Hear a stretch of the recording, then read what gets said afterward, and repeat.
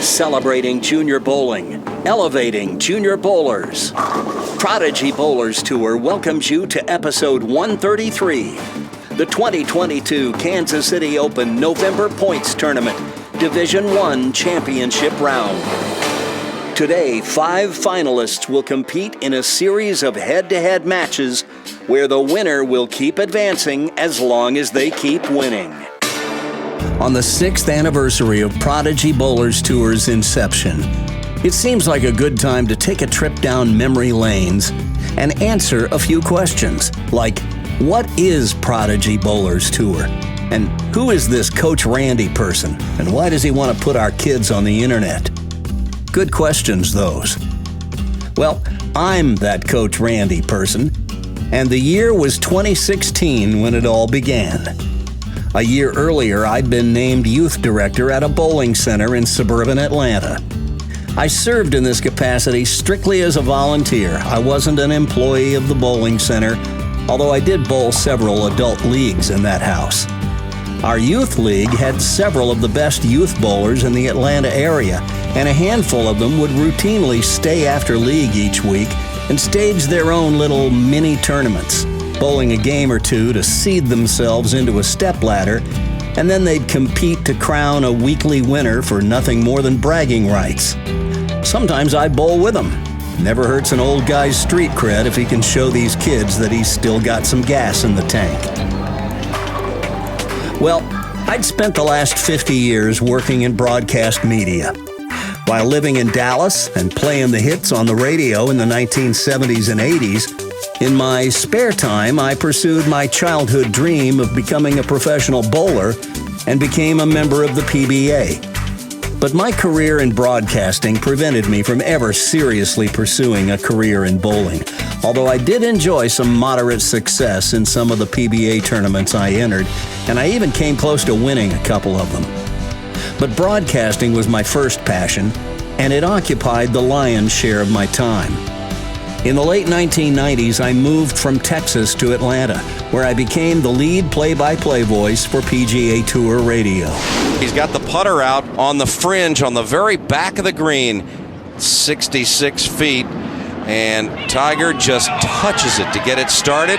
It catches the slope left of the hole. It should come back a little bit to the right as it gathers speed. Look at this, it may go in.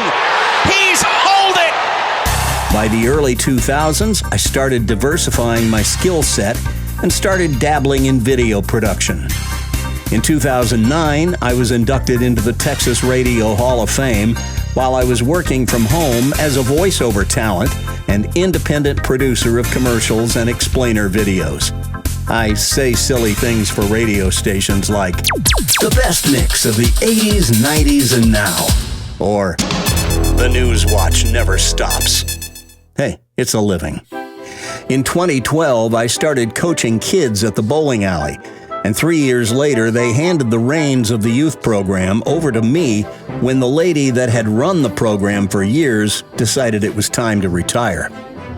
I quickly fell in love with coaching and with teaching kids and adults alike how to get better at our sport so they could more fully enjoy the experience. I'll turn it and curve it, try to make it. Okay, hit those 2 on the right. You might slide one over. Okay. You can do this. Prodigy Bowlers Tour grew out of the idea I had to videotape these kids holding their after-league challenge matches each week. With their parents' permission, I started filming them each week and turning the raw footage into something resembling a production. 6, 7, 10.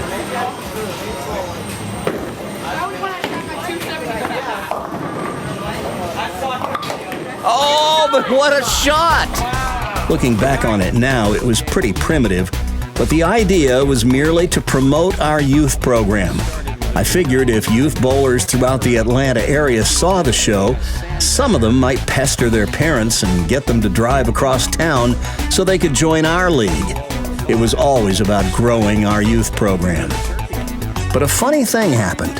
The show started finding a national audience. When our first shows went up, the channel had almost zero audience. My YouTube channel had been created to be a place where I could post videos of me bowling, and as you might expect, it had about 30 subscribers. 30 very bored people who really needed to get a life. But in the 3 short months between the time our first youth bowling videos went up in September of 2016 until Christmas that year, the number of subscribers to the channel rose to over 1,000. Then they kept ticking upwards, 2,000, then 3,000. By April of 2017, when we first took the show on the road to another bowling center in the Atlanta area, I asked all the kids at that center to raise their hand if they'd seen the show. Much to my astonishment, every hand in the center went up. That was my first clue that something was going on here. This silly little show featuring a bunch of unknown youth bowlers might actually have some real potential. Oh, there's 7. And there's a tie between Olivia and Danny. So we will continue with those 2. And now we're in a sudden death roll-off between Olivia and Danny to see which one is going to be eliminated this time. Everyone else is safe. The only prize the kids were bowling for on the show each week was the right to sign the coveted trophy pin. Then at the end of each season, we'd invite all the winners from that season who had signed the pin to our end-of-season Tournament of Champions, where the winner would be awarded the pin. Although a funny thing happened there, too. The first winner of the pin gave it away to a 9-year-old kid who was always eager to compete against the big kids each week, and that set off a totally unexpected chain reaction.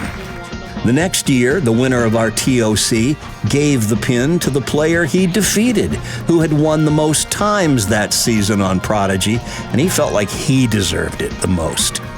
And the year after that, the winner once again gave the pin away to another player in the field that he thought was deserving. This unselfish act has become one of my very favorite things about Prodigy Bowlers Tour, and this spirit of sportsmanship that the show has helped to instill. Over the course of the show's first 4 years, it grew to over 19,000 subscribers, and to date has been viewed over 9 million times worldwide. The show has viewers in all 50 states and has fans in all countries all over the world. And the demographics would surprise you. It's not just kids, it's adults watching too. Several of the regulars on the show have traveled to out-of-state bowling tournaments around America and had complete strangers come up to them and recognize them, saying, "Hey, you're Hunter from Prodigy Bowlers Tour, aren't you?" And then they'd ask for their autograph or wanting to take a selfie with them. It's happened hundreds of times. But perhaps the high point was when we had a couple of kids actually get offered scholarship deals after the college coach had seen them on Prodigy Bowlers Tour. Did you know that colleges offer scholarships for bowling?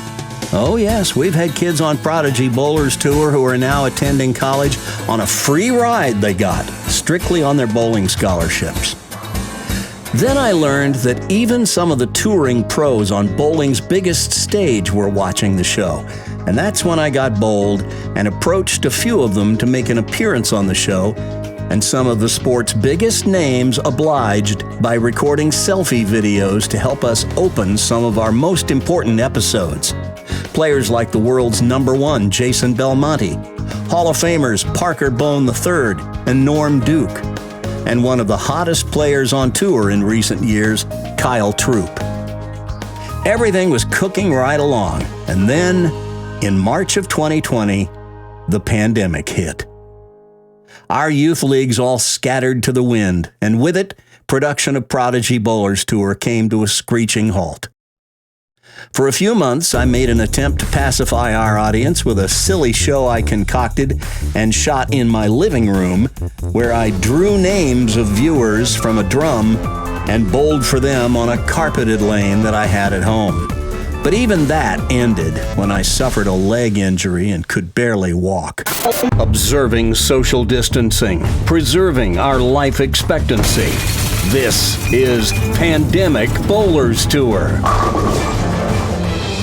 As businesses were shuttered, bowling alleys were not immune from the economic catastrophe that was COVID-19. Even when bowling alleys started reopening again, it took a while before very many parents were daring enough to put their children in harm's way and return them to weekly bowling leagues. And I, being well into my 60s and having all the traits of exactly the kind of person who could be at the most risk of complications from COVID, could not risk being back out there.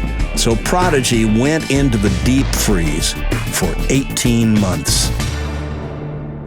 But then, in the fall of 2021, fate dealt me an opportunity to move back home to Kansas City. When the decision was made to move back home, we had to get the kids back together for one last bite at the apple. So, on October 24th, 2021, we staged a Farewell Atlanta episode of Prodigy. And the winner that day was Hunter Moffett, and we awarded him the coveted trophy pin that had been orphaned when production of the show was suspended in the spring of 2020. This was the same youngster that 4 years earlier had received the coveted trophy pin from Charles Bostic, who had just won the first one.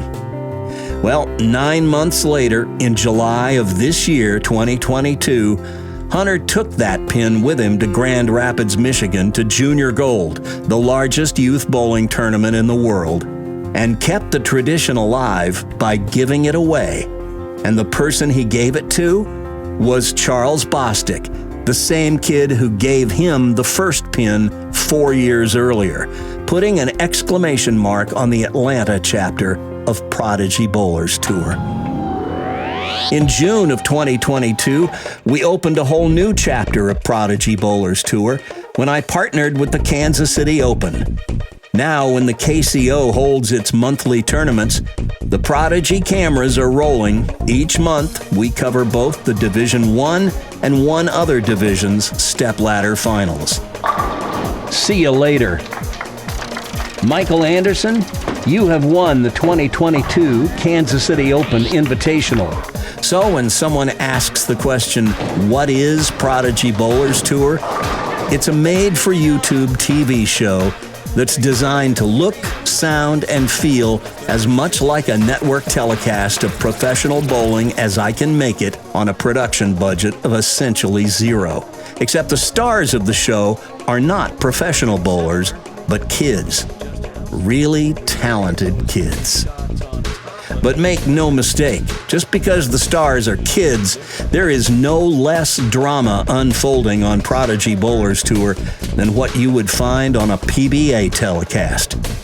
Here are just a few examples.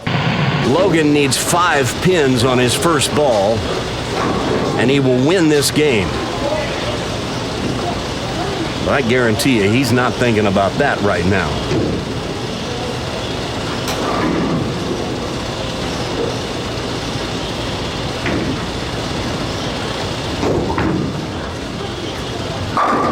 Boom! That strike secures the game, and he has evened the match at 1 game apiece. Other than the Scotch doubles 9-pin no-tap, we've never had the front 10. Here's Logan going for the 11th. And he gets it. And he is now 1 ball away from perfection. Man, he's sweating like crazy.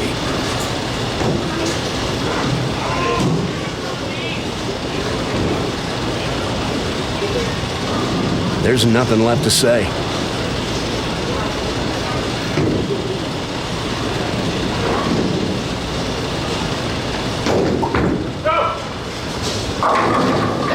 There it is! Let's go! How about that? Come on! Logan Mathis has shot 300. Charlie needs a strike and a spare to win. If he doesn't strike, if he gets 9 spare strike, we have a tie. If he gets less than 9 on this ball, he loses.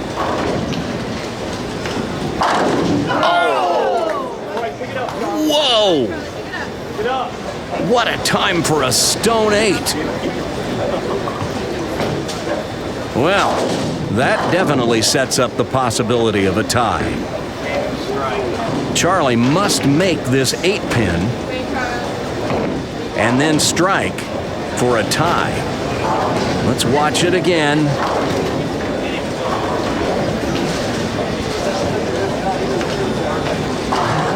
Oh man, you can't throw it any better than that.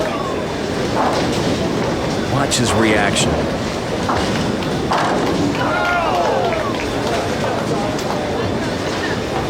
He can't believe it.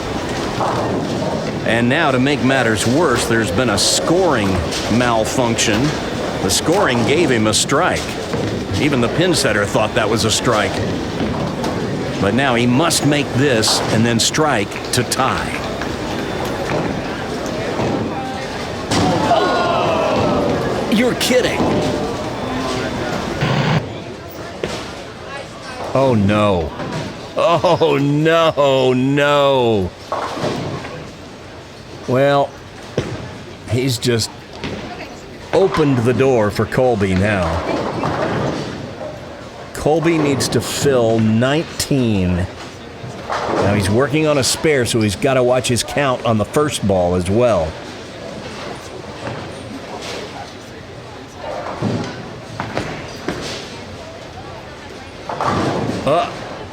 Oh my goodness. That's got to be one of the greatest breaks you're ever going to see. Watch it again. If he gets 7 here, he loses. If he gets 8, the best he can hope for is a tie. He collapses out the 6, 9, 10. Obviously loves it.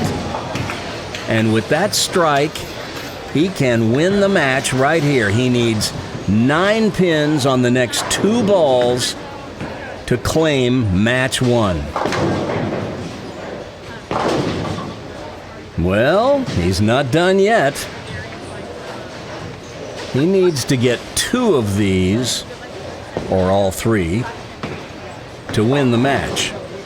If he would happen to leave 2 standing, we'd have a tie.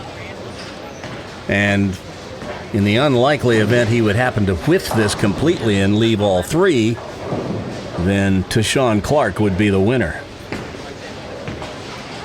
Look out! Oh my goodness.